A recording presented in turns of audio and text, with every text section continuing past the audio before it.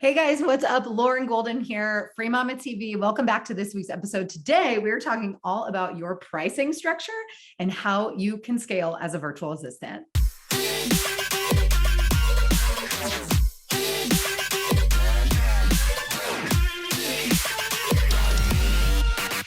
Okay, a few weeks ago, I had this other video that you can go check out if you haven't already, that's all about financial success. I told my story about financial success and kind of traveling through the cash flow quadrant. We had this really cool quadrant thing over here. And we talked about what this looked like. But today's video, I want to break down even more what some of these words mean, because a lot of people come to me, especially in the Free Mama Squad, which is our group coaching program, and they ask me, hey, how do I scale?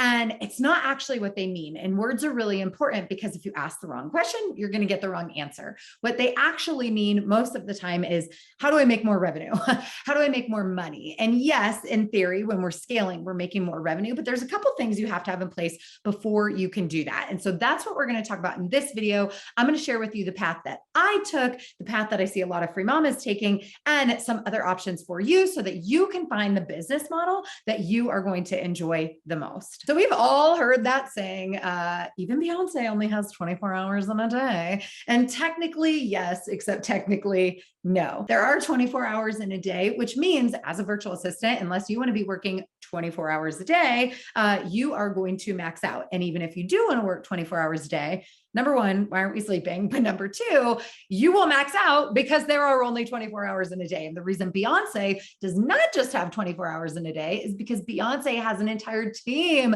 of people that help her be Beyonce. So before we dive into the 4 different ways that you can scale your virtual assistant business, let's start by defining what a couple of words mean. So remember how I said people come to me and they're like, how do I scale? And I'm like, you don't even have anything to scale yet. And it's not bad, but semantics, words matter. So a lot of times people are asking me actually like, how do I make more revenue? And it's good, but we have to ask the right question. And the question is actually, how do I grow or how do I increase my revenue? So growing is increasing your revenue, and it typically requires some additional resources. Thus, Beyonce has an entire team of people. We're going to talk about the ways to acquire those resources and those different business models here in just a second. Scaling, on the other hand, is the ability to grow, yes, your revenue, the size of your business.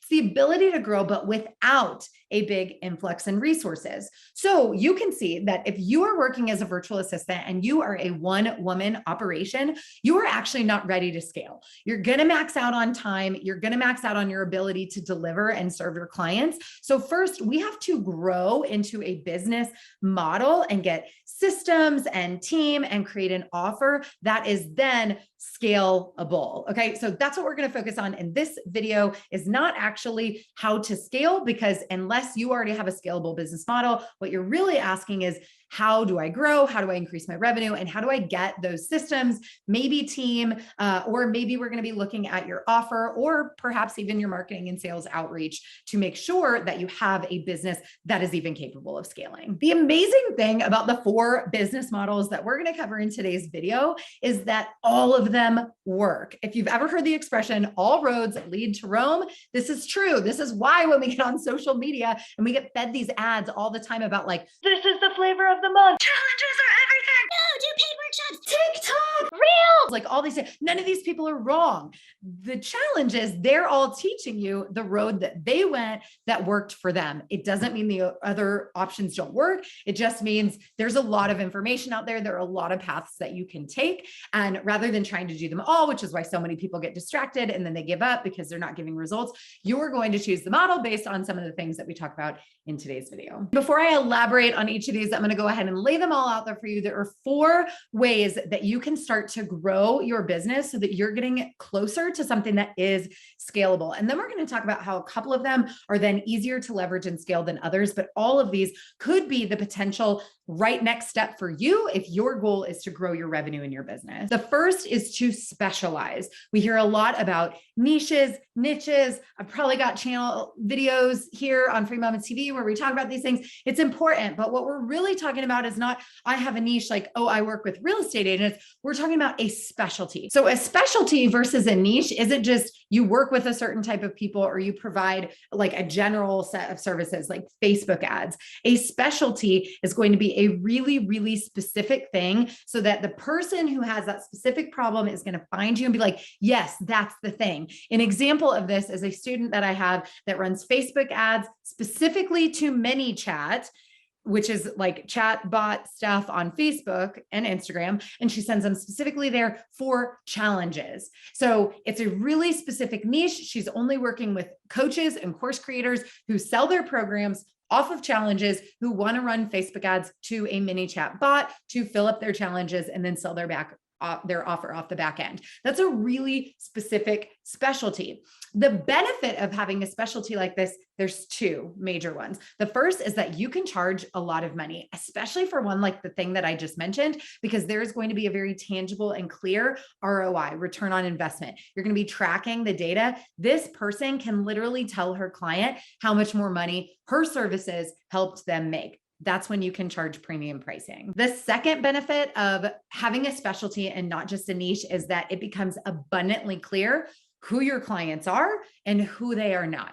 You will get so many referrals and your name will be passed around through the industry of people that you work with when you solve a problem that is a specialty. And here's the cool thing. It takes just as much, if not less, energy to become a specialist, to get really, really good and master one thing as it is to go try to learn how to do a bunch of things okay. So don't get intimidated by this idea of a specialty. Start to tap into your strengths. We have a 70 skills checklist if you're like brand new to the online space. So you can go download that. We'll put the link down in the comments below, but also take a look within your current niche. Are you a social media manager? Awesome. Is there a particular platform that you enjoy the most? Is there a new feature or a problem that people tend to have that you can capitalize on to really be like sub-specific in that particular area where you can really become known, and not just known, but increase the return that you're able to get for people because you are becoming a master practitioner of doing it because you're doing it over and over again for all of your clients. The awesome thing about specializing is you are going to very rapidly increase your return on the time that you spend working. The downside is that you are eventually going to create a new cap. Okay. So because you have a specialty, you are going to, become a master at it. Hopefully you're going to be working less. You're going to get results more quickly. You're also going to exponentially increase your rate that people are paying you because you're doing something so specific that's going to offer a return, but there's still only 24 hours in a day. So this is an excellent first step for anyone who's actually asking, how do I grow? How do I increase my revenue? This is really low hanging fruit for you to become better known and for you to increase your rates overnight. Okay, the second type that we are going to talk about is agency, starting an agency. This is a really natural progression for a lot of freelancers. Why? Because it's also one-to-one service provider. So you could have an agency for doing Google ads, like my husband, who's probably upstairs right now. You could be, again, your social media manager, a virtual assistant, they're a bookkeeper. There are a lot of agency models. In an agency model, you are going to need to grow a team of people, just like our friend Beyonce. You're going to need people who work with you. But unlike some of the business models we're going to talk about in a second, with a agency, you are going to be wanting to clone yourself first, meaning you're still doing that one-to-one service provider work. You need other yous. You need like an army of you. I mean, I'm here and I'm here and I'm here. Like, I don't know if there's a way to like clone myself out there, but that'd be kind of cool. That's basically what you're doing when you're growing an agency. Eventually you'll want to put in other support. So you might have your own assistant. You might need to bring in a project manager or an online business manager. But to start, typically those first few actions that you're going to take, you need someone else who can replicate the service that you provide. You're going to need some systems in place, some standing operating procedures, and please don't skip the part of this where you actually train these people. I see a really big mistake of people in the Free Mama community where they think subcontracting or hiring someone is going to be pretty easy, but their success is dependent on you investing in them, no matter your time with training, your energy, making sure that they're going to treat the clients the same way you do, deciding whether or not they're client facing. So there's a lot that goes into the agency model, but it is a really relatively accessible and easy way for you to stretch those 24 hours in a day by duplicating yourself and having more people who fulfill on this type of service that you're already doing. The potential downside of the agency model, and the reason that it wasn't appealing to me, and it's not the route that I went from freelancer to business owner, is that you are going to start working off of margins. So as you're providing your services to people, you have your rates. You're going to have to give a very high percentage of that rate to the contractor who's now actually implementing that work. So as you continue to grow, it's going to be really important that you or someone you hire on your team has a strong sales ability, because now we're going to need to go for volume. Since you're still providing that one-to-one service, even if you have a team of people doing it, your margins as the owner of the agency are going to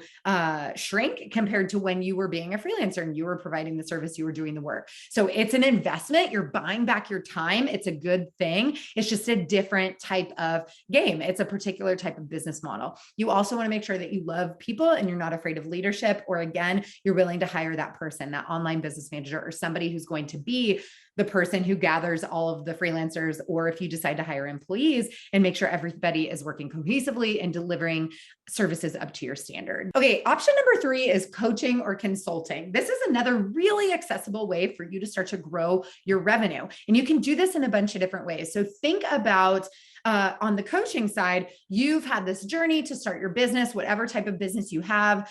I'm assuming you're a service provider if you're watching this video, but you could be in the e-commerce world, doesn't matter.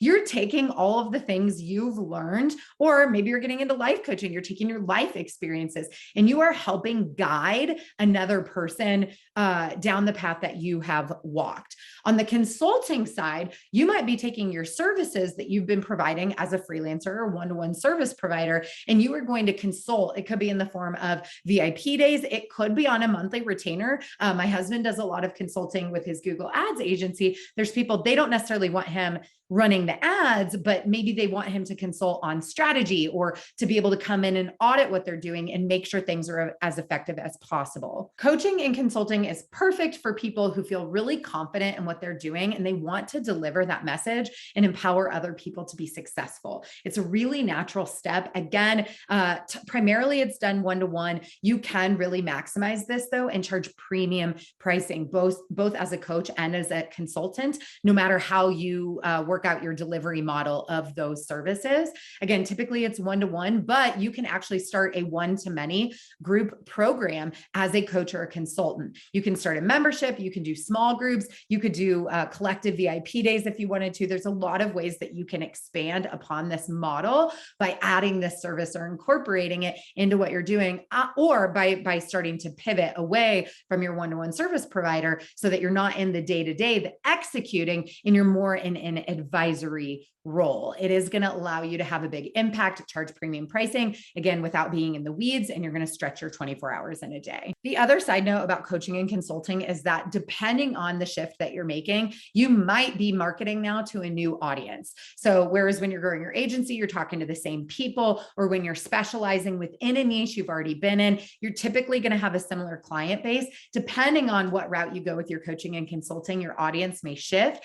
And depending on the length of time you are providing these services, you might also need to market yourself more often or create some sort of funnel for lead generation to make sure that you're consistently keeping the docket full with new clients and hitting the sales goals that you have. Okay, the last one is totally my favorite because it's the route that I went, and I think it's really empowering, and I think it's the fastest way to buy your time back, and that is through productization. You can do this in the form of courses, mini courses, digital products, anything that is pretty much synonymous with all of those. Tomato, there's always new trends, but really we're talking about selling information or selling like digital content. Could be PDFs, calendars, things like templates, things like that, all the way to a full 12-week program. What's beautiful about productization is that it's one-to-many. You're going to spend a lot of time and energy creating it once, but then you are going to be able to sell it to many, many people. You never run out of inventory like you do in e-commerce. You don't have to keep paying for it over and over again, although there is software involved, but you do it once and then you sell it. And so the game doesn't become about fulfillment anymore, like when you're a one-to-one service provider and you're always in execution mode. The game actually becomes marketing and sales. You are completely detached detached from the time it takes you to build that thing, meaning I can get Stripe notifications in the middle of the night.